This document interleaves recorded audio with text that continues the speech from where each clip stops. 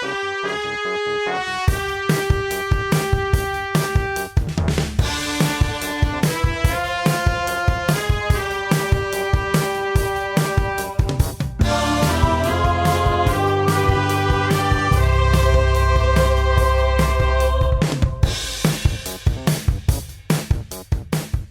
you doing, baby? Welcome to the next episode of the Godfather Minute. With me, Alex Robinson. And with me, Andy Robinson. Together with a Godfather Minute, brothers. You could say that again, Alex.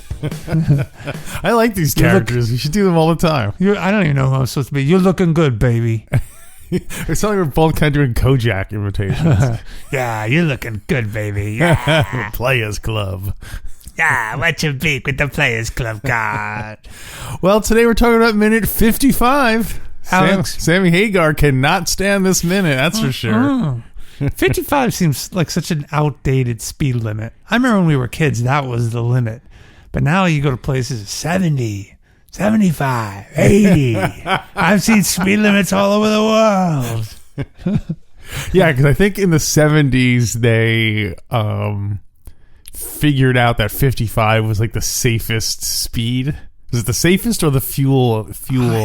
I heard most fuel efficient. Most fuel efficient. Yeah. thing. I mean, the safest speed is 0. Yeah. The only way to win is not to play.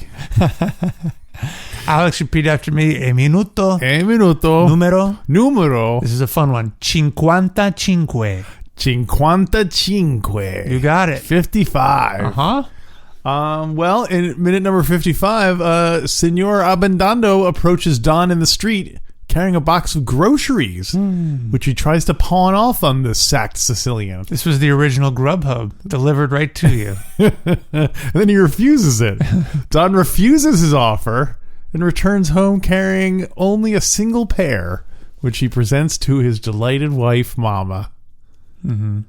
Did he get that pair from Genco? I don't think he took anything from Genco. Well, it's weird because it goes right from him refusing that to coming home. So I think he shoplifted that? Well, is this the first time he's come? Is there a time jump in between?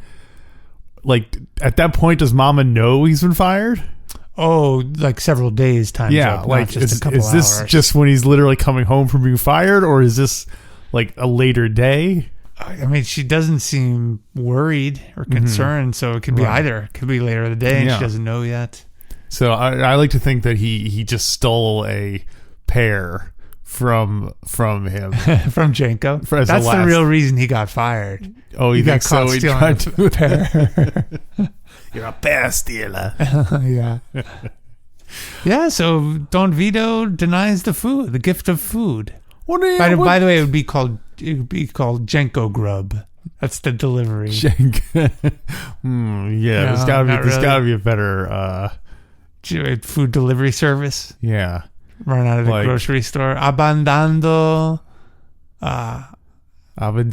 and go. No, it sounds like a takeout place. Download the Abandando. You can download that, and then once you have the app and then go. Anyway, we'll workshop it. There won't order from us. There won't be any need for you to Genco to the grocery store. Oh, so it's delivery. Genco. I do like the idea that they would still be a functioning grocery store even now in 2022. Like that they could have adapted through all the times, and now they're really like you said, they're they're a disruptor. And it's even more unbelievable that they've survived. Because every time there's a new crime boss, they install one of their nephews. So like 80% of the staff are just plants. That turns out to be the secret of their success, because he's on the good side of every crime boss in the country. So you think when they do deliveries, they muscle the people that order from them? And it's a great way to scope out places, case apartments, as they used to say back in the day. So it's an opportunity for the Black Hand to spread its business. Yeah, it's like, while I'm here delivering apples to you, I want a payment every month. I'll be back. You want to keep getting apples every month, right? So why do you think Vito refuses? Do you think his food is poisoned? Like Avendando's like, I'm gonna you steal a pair from me, huh? I don't accept food from my concierge. It's not appropriate. Well, I mean, it seems like a is it pride? Is it pride? I think it's pride. Messing with him? I think it's pride, yeah. I can't think of anything else. But is it a kind of, is it like spite? Like he doesn't want he doesn't want Abendando to be like, oh yeah, we have good blood between us. He accepted the gift I gave him, but Vito's like, no, like you're not going to buy me off with a box of oranges and a baguette, or whatever the Italian version of a baguette is.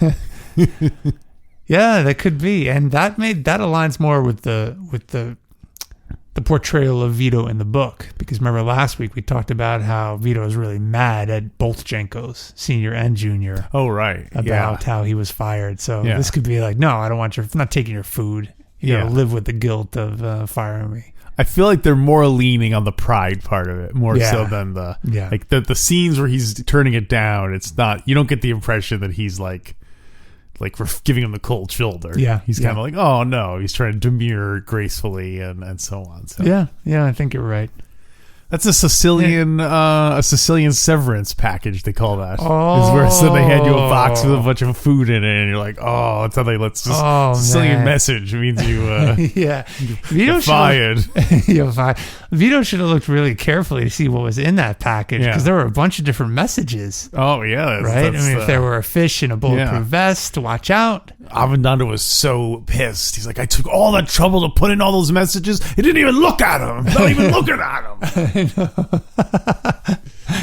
It's funny to think of Genco Sr. getting that mad, because he seems like this real gentle guy. Right, yeah. Well, you don't get to be the grocery king of East 43rd Street or West 43rd Street by being a nice guy. That's right, yeah. All these messages.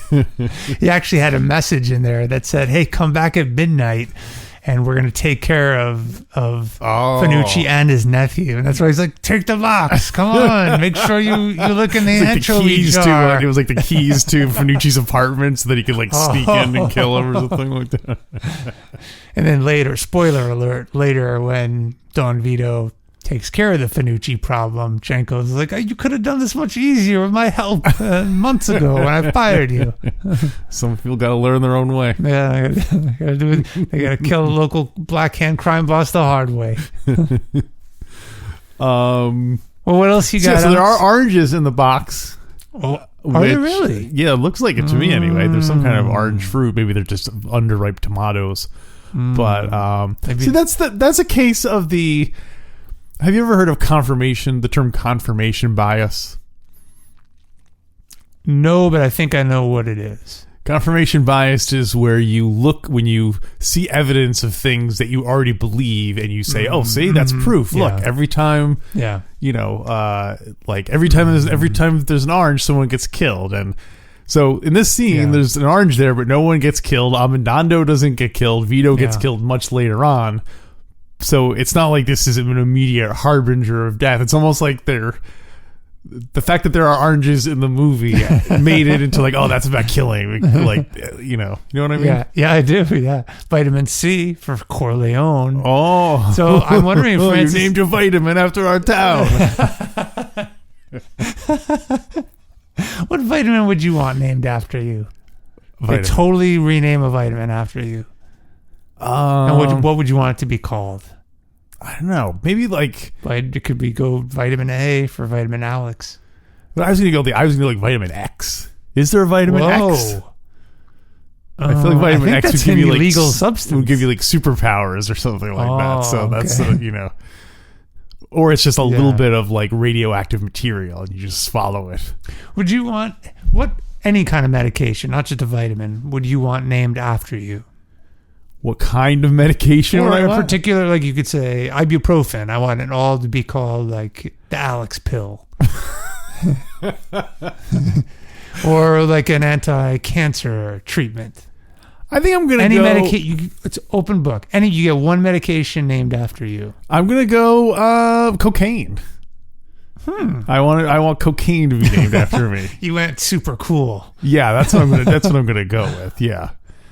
And what would you want it called? Is it Alex powder? powdered Alex. Powdered Alex. Just add your nose instead of add your water. You know? Yeah, because I mean, no one sings songs about. People sing songs about cocaine and other like fun or even unfun drugs. But no one sings songs about like ibuprofen or Alex powder. Hey, can you score? Hey, I got Molly shrooms, Alex powder. Oh, maybe like White Alex. I love it. Alex isn't a good. Alex isn't a good. It's not a good drug name. Like, but that's what makes it great. It's kind of nerdy. Alex powder. I like White Alex. I like White Alex. What about too. King Alex? I was gonna maybe just White Lex. That sounds a bit cooler. White Lex or White Al. White Al Yankovic. I like putting white in there. Yeah, because it's just more controversial. That's white powder. Oh, you're just being it's like racist element to it. You can interpret it in different ways. I mean, even Sonny's like a lot of money in that White Alex. Well, plus it opens it up for future brand extensions. They could be Red Alex, Blue Alex. Now you're thinking. See, always thinking ahead. Yeah. It's all about branding. Yeah. It's all about Marlon Brandon. By the way, when I was listening back to last week's episode, that whole Kayla Brandon, the guy who Brad Phil's drink. Yeah. Was it Phil's? No, Brad's drink. Brad's drink. Caleb Bradham. I even wrote out the letters. Perfect jumble for Marlon Brando. It's a jumble. It's a jumble, yeah. And then the other one. It's a jumble. Yeah, Poppy's smarter than me. He already reads the funny papers and can complete the jumble. The jumble. A lot of money in them scrambled lettuce. All right, so you're landing on White Alex. I'm going White Alex. Okay. Well, what about you?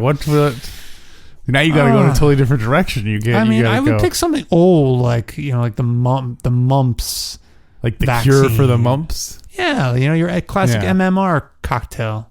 Yeah, measles, mumps, rubella. So you're just going utilitarian. Yeah, and I would call it Andy Candy. Andy Candy. Yeah, and then that would be one of those crazy things in history that that White Alex is named and White Alex is this drug which has destroyed thousands of lives, and then there's the Andy Candy, which has saved so many lives, and yet those two are brothers. Believe it or not. Yeah! Woo! Perfect. I did not see this was turning into a Ripley's Believe It or Not, and our product. Yeah, and our product placement. And we're helping people. Yeah, totally. Although drugs are a dirty business. I don't want it sold in hospitals. That's like the bad guy version is like, I don't want to give it. I don't want to give it to sick people. I don't want it in hospitals. It's called the Bizarro universe, right? Yeah. That would be great if it was the whole Godfather is a pharmaceutical company and it's flipped. The script is flipped. We need a high turnover with this one. We need a lot of deaths as quick as we can to get the product to as many people as possible. I've been calling Johnny Fontaine all week trying to give him this picture, but I can't get in touch with him. This film is perfect for him. So what else we got for minute number 55? Would you have accepted the package? I probably would have accepted it. Yeah, food on the table. I love freebies. Although I might be worried about the poison aspect of it. Yeah. Let me ask you a question about who is the real Andy Robinson. Who is the real Robinson?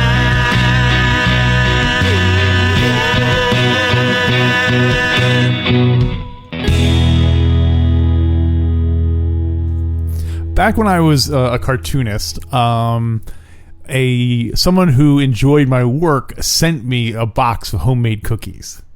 Oh, wow. And what flavor? Chocolate chip. Ooh. And I was like, oh, that's such a sweet gesture. I'm not eating a single one of those things because I don't know if there's LSD in it or whatever. You don't know how they make, who this I don't know where those cookies come from. I don't know how they earn their money. Those ingredients could have come from all over the world on planes flying around like a whore. So my question is, was I being too paranoid, and would Andy Robinson eat cookies delivered to him by a listener of Godfather Minute? Wow. Would you eat any food delivered, like... homemade food, unsealed, just sent to me? Yeah. Well, let me ask you a couple questions about this. How did they get your address? Well, I mean, I think it was back when there was a comic being published every other month, and I had a letters page in it, so I put my address in it so people could send me letters so that, you know. Oh my gosh. That sounds so I know, foreign, doesn't it now? It totally does. Yeah, just printed my home address in this thing. Anyone could read it. But that's how they communicated with you. Yeah. They put a writing utensil to paper. On a membrane. Anyway. Yeah. Yeah, I don't know. I'd like to say I would, but especially these days with access to drugs feels rampant. Mm-hmm. Like, marijuana is legal in dozens of states, so it's very risky. Probably not. Probably not. Probably so people not. should not send you any products. Yeah, I guess not. All right, there Yeah. you go. We asked. We know who the real Andy Robinson is. Yeah, although I'd like to say I would, Mm-hmm. but I don't know. I guess it's too risky. It The could be other- someone doing a competing podcast that wants me to be sleeping with the fishes. That's true. It Right? could be like your podcasting partner who just wanted you out of the way. It could be Clemenza. It could be Carlo, and it could be... Oh, you won't be seeing any of them no more. The other day I got a text and it said, hi, this is Judy. Is this Michelle's number? Okay. And I was like, And it momentarily crossed my mind, like, is this some kind of AI bot that if I respond to it, it's going to be like, okay, we got to click. Oh, yeah, that means someone. we know that there's someone at this phone, and then it takes over, Yeah. And then I What was do you like, call that? Someone who's the victim. Like, we got a sucker, a mark. a mark. That's it. Yeah, we got a mark. Or it's the bots. We have identified a mark, and we have his mailing address from a comic in New York. It sounds almost like a song. We AI. have found a bot. We have found his mailing address in. I like that the bot has better is like infinitely better at pulling off the scams than actually speaking. It's still using 1983 Yeah, the language artificial software. intelligence is really high, but the speech technology is still like war games Yeah. level of. They put all their R&D yeah. funds into the AI. Sorry, what were you going to ask me about that? Well, that was my question. Was Oh, so how did you respond to the Judy Michelle text? well, so I was like, are we in such a paranoid time where a simple wrong number is enough to be like, they're trying Yeah. to take over my phone and steal my identity? I think we are. Well, so I did I think respond. we I said are. no. I just said no. I wrote back no. I said no. No Michelle here. Okay. And then she wrote back saying, is this Michelle's phone? I'm Judy. Really? Yeah, she wrote back again, Yeah, basically clarifying and I yeah. said, no, Judy, this is not Michelle's phone. And then she wrote back begging for my forgiveness for having disturbed me. And, Really? yeah, it was just like, oh, I'm so sorry for having bothered you and whatever, like so on. So if it was a bot, they at least acted the way a contrite human would. Okay. So, Good. Well, hey, if I'm going to be fooled by AI, I want to be totally fooled. Yeah. Unless I'm being scammed. If there's something, no harm done. Well, I guess but I guess here's the thing: if you're going to be scammed, is it better to not know you are scammed? It depends on how strong the scam is. Because in a way, If I'm bleeding money out some bank account, I want to know about it, even if it's revealed that I'm a sucker. Right? but that's I guess the appeal of a scam is that when it seems like ultimately when it's successful, the scammy, the mark, walks away going, I'm so glad that happened. Oh, we came so close to having our identity stolen or whatever. So it's kind of you leave happier if as long as you weren't aware you were scammed. I guess at some point, yeah. I guess, yeah. Because it seems like that's almost the best thing for the scammer to do too. Because if the person is unaware they were scammed, they're not going to call the police or anything. They're just going to be like, true. I gave them the gift cards, and they were like, okay, great, we'll clear it up, and they were gone. Gone. Judy got in touch with Michelle, and they're now good friends. Exactly. So if I were you, I would have done that last text. Hey, it was no trouble at all, and then in all caps, stop. Yeah, please, in order to get removed from the text box.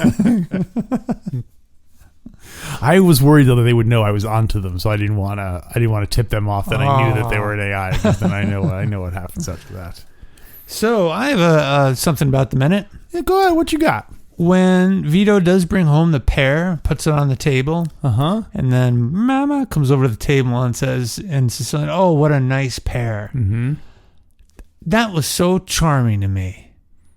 Mm-hmm. And because she was grateful to have a pear instead of constantly nagging for more and more, and you're not bringing home enough money. Yes, that too. But it just reminded me. So a little bit of background. About 5 years. Love pears. I do. Actually, they're in my top 3 fruits. Wow. Yeah, blueberries, pears, and now like figs and dates are kind of a tie for blueberries. Fruits. Yeah, blueberry is a fruit. Okay. I believe so. Yeah. I like bananas too. She is so appreciative of this one simple piece of fruit. Yeah. And a few years ago, I stopped eating like a lot of junk food and processed sugar and stuff. Mm-hmm. And when I did that, pretty shortly afterward, real food, like just fruit, simple fruit, tasted so good and sweet. And I just think it's so awesome that she's so appreciative of that.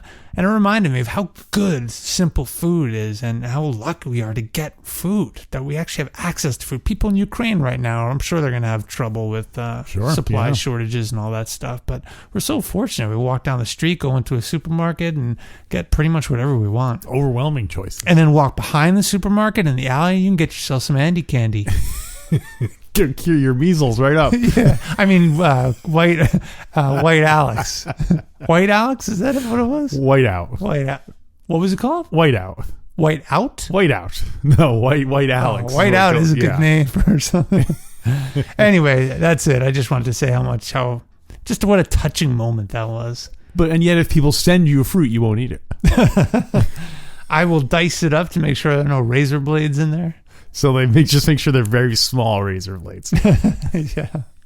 Microblades. Microblades. Yeah. Wasn't that your nickname for a while? Microblades. Microblades. Because I used to wear very, very tiny skates. You couldn't even tell they were skates. They just looked like regular sneakers. But I thought they called you that for another reason. But, why? Well, another reason, Alex. Why is I don't want to bust your hump right now. Oh, okay. Later on. Bust my hump later on. Yeah, microblades. What else you got? Well, one thing you see is in Don's pocket. He has a newspaper when he comes in the door after after he gets the Sicilian message. Yeah. Did you learn what? Can't quite see the whole paper, but I'm guessing it was Il Progresso, which was an Italian-American newspaper that was published from 1880 to 1988. Whoa! Ran for over 100 years, and wow! At this time, it had a circulation of about daily newspaper had a circulation of about 95,000. Wow. And it was in Italian. It was an Italian daily newspaper. Was it in Italian all the way up through 1988? Yeah. Wow. That's wild. When it folded in 1988, most of the people who worked for it went for the other Italian newspaper, Oggi, which is the other Italian newspaper. I'm guessing probably maybe the last one. Yeah. I mean, newspapers are kind of so to put that into perspective, 95,000. The New York Daily News today, the circulation is 187,000. Wow. So it was about half of what the Daily News is now, which if you think about it, though, the population now is so much bigger. Yeah. And that's just for Italians. Yeah, yeah. So that's huge. I would not have guessed a number that big. Yeah, and at its peak, it was 200,000 Wow. readers of the Italian American newspaper. So, it also, I guess, lets you know that, does that mean Vito reads the newspaper, you think?